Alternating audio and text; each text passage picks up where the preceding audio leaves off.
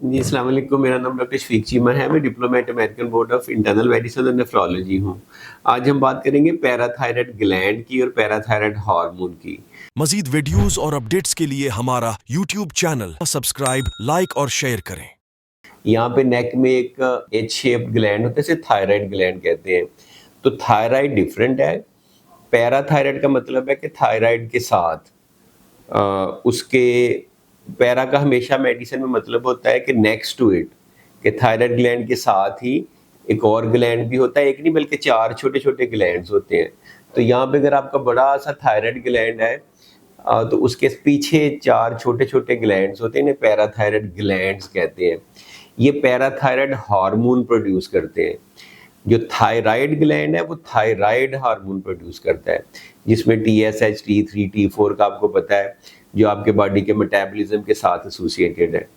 उसकी मैं बात नहीं कर रहा, उसको ज़्यादा मैंने शुगर स्पेशलिस्ट या एंडोक्रिनोलॉजिस्ट करते हैं। जो पैराथायराइड ग्लैंड है, इनका काम होता है पैराथायराइड हार्मोन बनाना। और ये जो पैराथायराइड हार्मोन है, इसके बॉडी में बहुत ज़्यादा फंक्शन है। ये बेसिकली आपका जो पैराथायराइड हार्मोन है, ये आपका कैल्शियम, फास्फोरस और विटामिन डी को रेगुलेट करता है। और इसका मेन जो एक्शन है वो हड्डियों पे होता है। अब वहाँ पे ये कैल्शियम को रिलीज करवा सकता है, जिससे में कैल्शियम की मिकदार ये बढ़ाता है और फास्फोरस को कम करता है। इसी तरह से ये आपकी गट, इंटेस्टाइन या आंत पे भी असरअंदाज होता है। वहाँ पे इसका मेन रोल ये होता है कि विटामिन डी को, उसकी जो एक्टिवेशन है उसमें इसको हेल्प करता है, तो विटामिन डी एक्टिव फॉर्म में आता है। और इसी तरह से फिर गुर्दों पे इसका इफेक्ट होता है। गुर्दों पे मेन इसका इफेक्ट इसी तरह से होता है, कैल्शियम फास्फोरस मेटाबॉलिज्म को करता है, विटामिन डी की रेगुलेशन में हेल्प करता है। तो बेसिकली ये जो ग्लैंड है इसका तल्लक आपके पूरे जिस्म के कैल्शियम फास्फोरस के मेटाबॉलिज्म से है, हड्डियों से है, गुर्दे से है, आंत से है। तो ये बड़ा इंपॉर्टेंट एक हार्मोन है। हम इसको बहुत ज़्यादा डील करते हैं क्योंकि किडनी डिजीज़ में भी इस पे इफ़ेक्ट होता है। तो 2 तरह की बीमारियां हो सकती हैं। एक तो ये होता है कि आपका पैराथायराइड ग्लैंड के अंदर कोई ट्यूमर हो जाए, एडिनोमा हो जाए, तो वो बहुत ज़्यादा पैराथायराइड प्रोड्यूस करना शुरू कर दे, तो इसे कहते हैं हाइपर पैराथायराइडिज्म। अगर पैराथायराइड ग्लैंड के अंदर खुद ही ये प्रोड्यूस करना शुरू कर दे बगैर किसी सेकेंडरी वजह के, तो इसको प्राइमरी हाइपर पैराथायराइडिज्म कहते हैं, कि उसने खुद ही ज़्यादा पैराथायराइड हार्मोन पैदा करना शुरू कर दिया।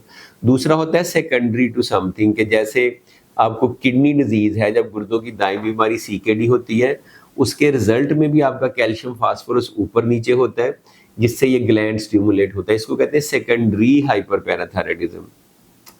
तो इसके अलावा एक टर्शरी भी होता है, उसको भी आप रहने दें। और पैराथायराइड हार्मोन अगर कम प्रोड्यूस हो तो फिर आपको हाइपो पैराथायराइडिज्म होता है, जिसमें आपका जिस्म में कैल्शियम बहुत कम हो सकता है, फास्फोरस थोड़ा बढ़ेगा, तो आपको लो कैल्शियम, टेटनी, उसकी सिम्टम्स आ सकती हैं। लेकिन ज़्यादा कॉमन हाइपर पैराथायराइडिज्म है कि पीटीएच ज़्यादा बढ़ना शुरू हो गया।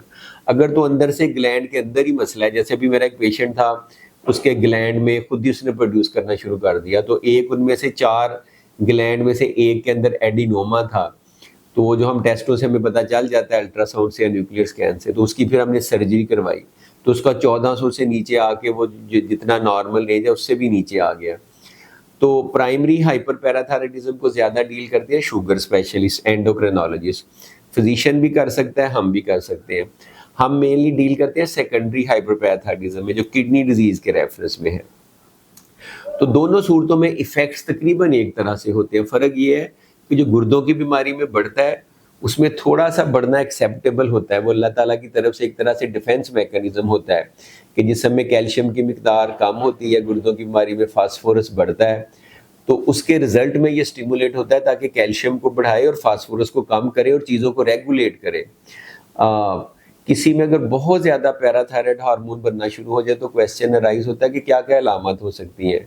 तो अलामत में यही है, हड्डियों में दर्दें हो सकती हैं, बोन पेन्स हो सकती हैं, जॉइंट पेन्स हो सकती हैं। बहुत ज़्यादा कैल्शियम बढ़ने से पत्थरियाँ बन सकती हैं, किडनी स्टोन बन सकती है। तो बहुत सारे आपने देखा होगा मरीज़ों में बार-बार स्टोन बनती है, उनमें इसका चेक करना ज़रूरी होता है कि कहीं उनको हाइपर पैराथायराइडिज्म की वजह से हाई कैल्शियम होने से तो पत्थरियाँ नहीं बन रही।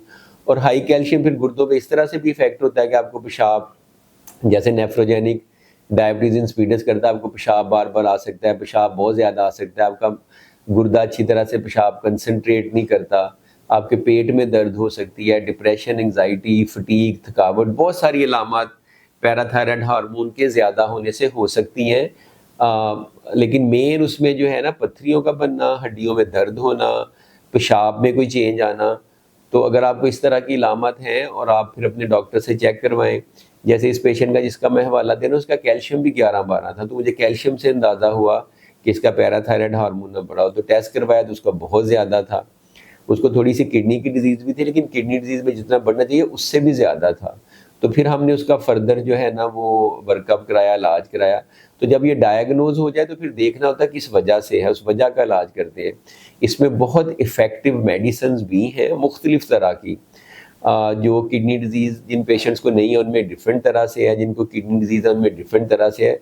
जो पैराथायराइड हार्मोन के लेवल को कम करती हैं, सप्रेस करती हैं, तो दवाइयों से भी इलाज होता है और कुछ केसेस में ऑपरेशन भी करना पड़ता है, सर्जरी भी करनी पड़ती है, जिसमें आप पैराथायराइड ग्लैंड को निकाल देते हैं जो मसला कर रहा है। और अगर किडनी डिजीज़ में सारे पैराथायराइड के ग्लैंड आपके इफेक्टेड हों, तो कुछ केसेस में अगर 4 ग्लैंड हैं तो उनमें से 3.5 अब ग्लैंड निकालते हैं, थोड़ा सा छोड़ देते हैं ताकि कभी भी वाकया ना हो।